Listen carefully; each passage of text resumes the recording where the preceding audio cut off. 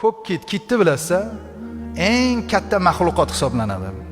Uzunligi 33 metr, og'irligi 150 dan 170 tonnagacha bo'ladi. Yuragini og'irligini o'zi 600 kilo ekan. Tilining og'irligi 2 tonna. Tomirlari shu qadar kattaki, inson yursa bo'ladi. Ko'k kit shunchalik katta bo'lishiga qaramay, uzunligi 5 sm keladigan Kiril nomli dengizdan bir balig'ini yer ekan. Eng qizig'i, bir kunda 40 millionta o'shanaqa baliqni yer ekan. Bu 3,5 tonna degani ekan. Sizga savol. Nechta kit bor ekan? Shuni ham sanab chiqishibdi bu olimlar. Hozir tepadan kosmosdan ko'rib ham biladi-da sonini. 5000 dan 12000 tagacha ko'k kit bor ekan. Men hali baliq turlarini aytganim yo'q, bitta kit misolasida aytyapman. Eng qizig'i bular 50 yil yashar ekan.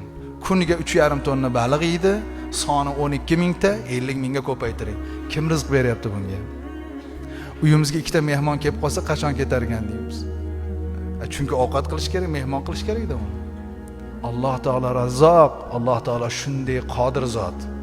Demak bilingki, Alloh taolo suvda ana shundoq o'zining qudrat ilohiyalarini yaratib qo'ygan.